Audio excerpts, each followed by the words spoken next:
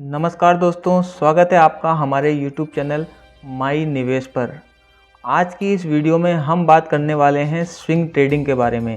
हम देखेंगे कि स्विंग ट्रेडिंग क्या होता है, स्विंग ट्रेडिंग के लिए स्टॉक का चयन कैसे करते हैं, स्विंग ट्रेडिंग के क्या फ़ायदे हैं, क्या नुकसान हैं, इंट्राडे से स्विंग ट्रेडिंग कैसे अलग है और स्विंग ट्रेडिंग से जुड़े कुछ सवालों को भी हम लेंगे।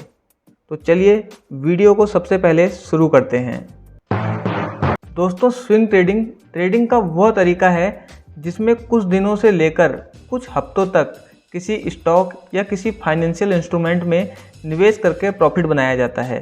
स्विंग ट्रेडिंग में स्टॉक का चयन करते समय टेक्निकल एनालिसिस के अलावा फंडामेंटल एनालिसिस का उपयोग भी किया जाता है।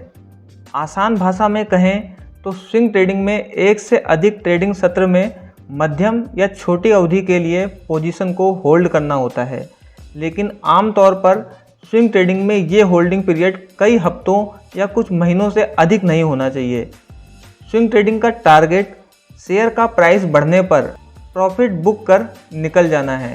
स्विंग ट्रेडिंग में कुछ ट्रेडर काफ़ी ज़्यादा उतार चढ़ाव वाले स्टॉक की तलाश करते हैं, तो कुछ स्टेबल रहने वाले स्टॉक को सिलेक्ट करते हैं, लेकिन दोनों ही कंडीशन में टारगेट छोटी अवधि में प्रॉफिट बुक कर लाभ कमाना ही होता है।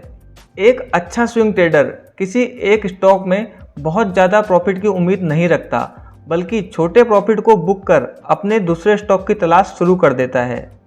चलिए दोस्तों, अब जानते हैं स्विंग ट्रेडिंग के लिए अच्छे स्टॉक का चयन कैसे किया जाता है। एक स्विंग ट्रेडर के तौर पर आपको ये बिल्कुल साफ होना चाहिए कि आपको कितने % प्रॉफिट के बाद निकल जाना है। 4 से 15% का प्रॉफिट स्विंग ट्रेडिंग के लिए पर्याप्त है, लेकिन ट्रेड लेने से पहले आपको ध्यान रखना है कि आपको केवल ऐसे स्टॉक का चयन करना है जिसका फंडामेंटल स्ट्रांग हो। आपको स्विंग ट्रेडिंग लेने से पहले रिस्क और रिवार्ड रेशियो को भी ध्यान में रखना होगा।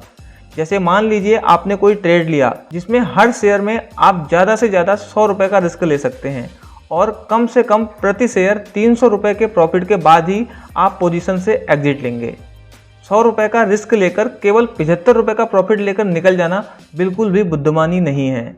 आप चाहें तो टोटल इन्वेस्ट किए गए अमाउंट के परसेंटेज के आधार पर भी रिस्क और रिवार्ड तय कर सकते हैं, यानी अब आपका रिस्क रिवार्ड रेशियो 1:3 का होना चाहिए। स्विंग ट्रेडिंग आप जब भी कर रहे हैं तो कुछ बातों का ध्यान आपको जरूर रखना चाहिए। आइए उन बातों के बारे में जानते हैं।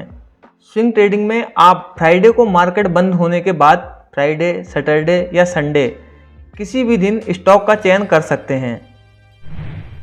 स्विंग ट्रेड सिलेक्ट करते समय ध्यान रखें कि केवल 100 रुपये से ऊपर वाले स्टॉक को ही सिलेक्ट करें, क्योंकि हमें पेनी स्टॉक से बचना है। ऐसा इसलिए क्योंकि पेनी स्टॉक्स को ऑपरेटर्स द्वारा आसानी से मैनिपुलेट किया जा सकता है।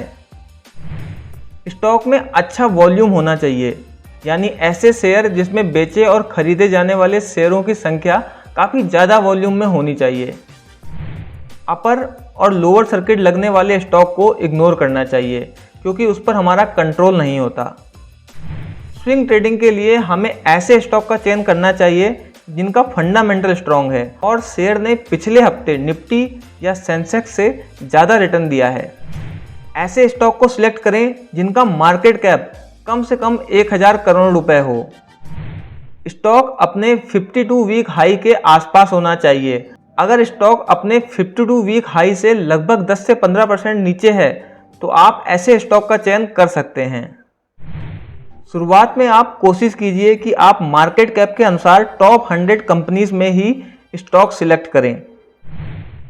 जो भी स्टॉक आपने सिलेक्ट किया है उसका कैंडल चार्ट ओपन करके उसका रेजिस्टेंस और सपोर्ट लेवल नोट कर लें और उसी के अनुसार एंट्री और एग्जिट लें। तो दोस्तों, अब बात करते हैं स्विंग ट्रेडिंग के फायदे और नुकसान की, जिसमें सबसे पहले हम बात करने वाले हैं स्विंग ट्रेडिंग के फायदे के बारे में। स्विंग ट्रेडिंग में आपको कम समय में प्रॉफिट मिल जाता है। कम प्रॉफिट का टारगेट होने के कारण टारगेट हिट करने की संभावना बहुत बढ़ जाती है। स्टॉक में एंट्री लेने के लिए उसके गिरने का इंतजार नहीं करना पड़ता। स्टॉक के फंडामेंटल स्ट्रांग होने के कारण नुकसान होने की संभावना कम होती है। यह एक लेस स्ट्रेस यानी कि कम तनाव वाली ट्रेडिंग है। अगर आप शेयर बाजार में नए भी हैं तो भी आप इसे ट्राई कर सकते हैं। तो चलिए अब बात करते हैं स्विंग ट्रेडिंग में होने वाले नुकसान के बारे में। शॉर्ट टर्म में एग्जिट लेने के कारण आपको बड़ा प्रॉफिट नहीं मिल पाता।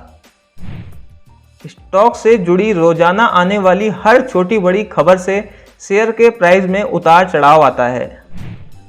एक दिन से ज़्यादा होल्ड करने के कारण शेयर में गैप अप और गैप डाउन का सामना भी करना पड़ता है।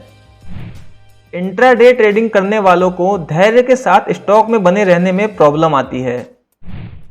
तो चलिए अब जानते हैं इंट्राडे ट्रेडिंग और स्विंग ट्रेडिंग में क्या अंतर होता है। स्विंग ट्रेडिंग और इंट्राडे ट्रेडिंग के बीच आमतौर पर होल्डिंग टाइम का ही अंतर है।